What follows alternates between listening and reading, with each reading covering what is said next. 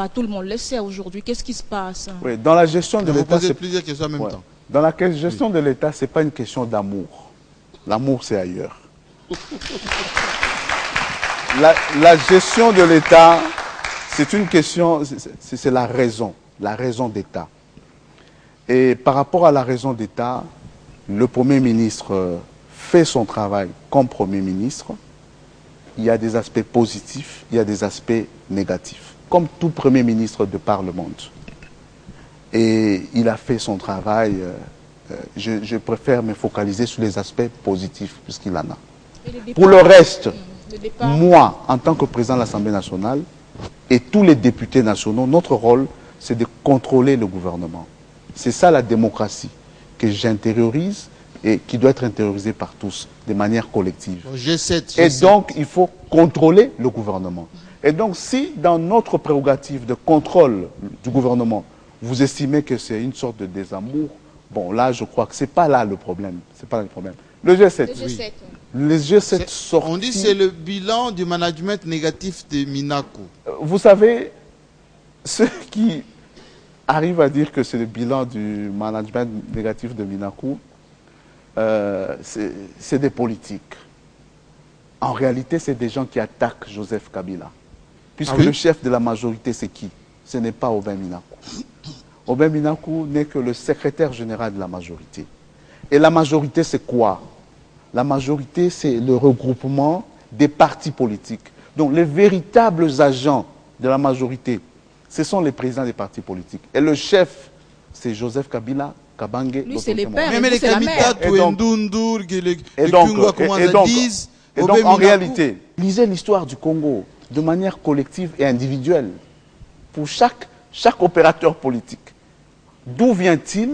Vous comprendrez où va-t-il. Ils ont une responsabilité dans la gestion. D'où vient-il et où va-t-il? Il y en a qui sont pas constants, qui ont changé de parti politique plusieurs fois. Et il est clair qu'en pareille circonstance, qu'on cherche un bouc émissaire. Et le bouc émissaire, ça ne peut être que le secrétaire général de la majorité. J'assume ce rôle de bouc émissaire. Voilà. Elle désert. Elle désert. Merci la beaucoup. Population attend ces questions. Merci beaucoup. Mwana mboka Aubin Minaku mbote. Mbote ndeko. Mwana mboka Aubin Minaku tangu ozoloba ngana zo kabiloko ezo tambola ngana mutu na bamituna oyo bakulutu bazali kotuna bandeko nanga bakotuna. Joseph Kabila aloba wati. Aloba ke bokonzi ya konome bato kozala lisusu te. Awa nommé lisusu ba commissaire ou ba bingana kana Fidel. Balobi tozana posa ba commissaire te a nommé bango ye mutu aboyaka Joseph Kabila wana changé to a changé te. Yami balé na discours ya Joseph Kabila Kabange. Alobi que kimia ezali mboka mobimba tous les pays sous contrôle na tongo lelo tolandi ba radio ngana landi Top Congo. Commissaire à territoire et à Lubero à Lobi qu'il y a quelques villages qui sont sous occupation. Nani à Lobi vérité, nani a kosi baninga. Pona kozonga na oyo mususu bandeko balobi. Na yoki ozope sa raison wana que te concertation to sala kiango pona bitumba, omoni bitumba M23 mutu a bouleversé biso. Este chetikala kimia mokolonini. Kuna toyoka mutebusi abima kuna. Tango mutebusi aki Laurent Kunda yi. Tangu Laurent Kunda kei Bosco Tanganda abimi. Tangu Bosco Tanganda abimi Makenga Sulutani abimi. Abrégé. Donc est-ce que kimia ezalaka bazalaka kaka donc to banda ko salaka ba dialogue chaque fois na ba concertation chaque fois. Merci Ndeko Eliezer. Pour na likamba 2016 il faut bandeko baeba que Joseph Kabila Kabange azali président de la République. Neti président ya France, ya Sénégal, ya mboka tout. Moussa na ezali ko kamba mboka. 10 jours élection Rosalema. Basenga raté président de la République chaque jour aloba ngana rozala candidate ngaboy nga il faut na respecter constitution. Wana ezali nde ba technique ya ba politicien pour na kotumola Joseph Kabila pour na ko déranger mandat na ye. Or, mokonzi mboka, pour akamba biso bien, il faut azala na kimia pendant 2 ans. élection esalemaki en 2011 après guerre et bandit tobundi ti effectivement guerre esilaki M23 ezala esouté effectivement nous avons pouvoir autorité de l'État donc bakondi tout bambula matari bazali na mabele tout ya Congo na ba coin tout ya Congo bazali ça c'est une réalité à cause sakate pe à cause cité mais par exemple en France est-ce que gouvernement de France ezana autorité de l'État sur toute la France ezali mais dernièrement acte terroriste ça les maki na France te ya makasi donc autorité de l'État qui kozala chaque jour il faut ba policier bazala moi makasi ko leka il faut resommer la vango pe moi manduki msusu c'est normal mais dans l'entretemps ba bandi pe ba ko ya ba ennemi pe ba ko kota par rapport il faut reposer question na et pas bande ko na biso na Masisi na Walikale kuna na est na nord Kivu particulièrement attends dans sud Kivu botu na ba maman ba kende bilanga ba chasseur bato bande ko na biso bazana ba zamba kuna na est ya Congo par rapport il y a 2003 2004 par rapport à 2010 2011 est-ce que lelo to kotisi kimia toté ba roye bisabino que kimia est koti mais moi mon boule bandi lisusu total amama ba LRA ko bazo boma bande ko na biso côté ya Beni mais baza ezalaki armé mobimba ba rebelle ougandais tango ba soldat na biso ba tomboki mais on les a massacrés to gagner bango na guerre classique mais na mboka nyonso soki ba rebelle ba constater que guerre classique moyen été côté kuna ba sombi manduki ya kafu ndenge Joseph Kabila mokonzi na biso commandant suprême a somba manduki wa pesa la force armée congolaise basala nini bakotaka na guerre na guérilla 4-5 personnes na butu bakoti mboka babomi batu c'est ce qui est en train de se faire armée na biso pe et commis kotia ba technique ya sika pour combattre la guérilla donc sur le plan ya rétablissement autorité de l'État tout ça nous ça moi makasi bon makamaba nini ya ba commissaires spéciaux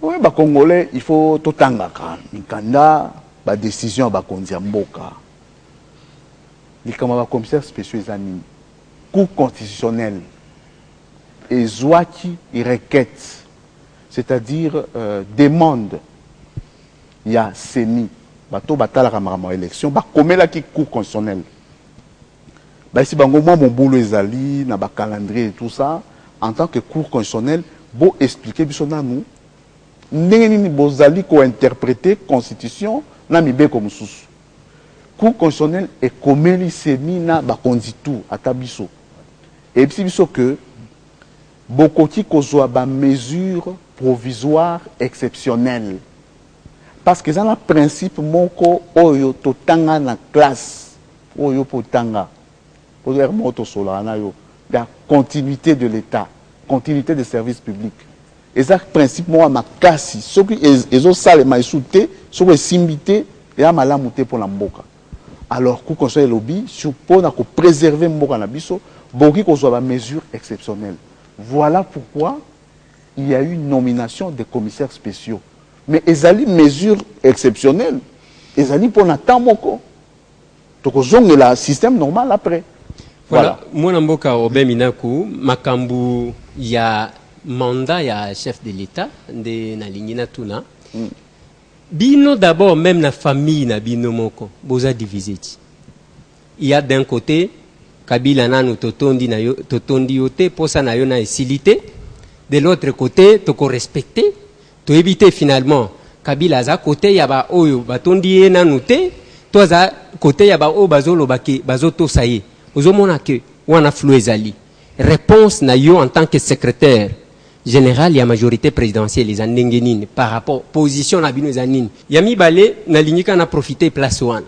o ba tuni na français mais na zongelango na lingala Obé Minaku secrétaire général ya majorité présidentielle akubungisa kase ba pion oko démissionné te Moïse Katumbi akei ba G7 bango ibakei donc ezotika la polele mutu moko moko ba mususu oyo vandi na bango bazaka nzoto na majorité mitema se ke nango na G8 na lobi nini na G7 ozomona te ke moyens ate kotika na we bonga wana pour que s'occuper l'Assemblée nationale pour bon ezali kamote ya que totondio na noté mutu na mutu azala côté opposition azala côté à majorité à cause la politique selon personnalité na ye selon caractère na ye donc makambo yo ndeko moko majorité azosala ki atondi nanu Kabila te eza bien pour Kabila musala na ye et simbi depuis 2001 ti lelo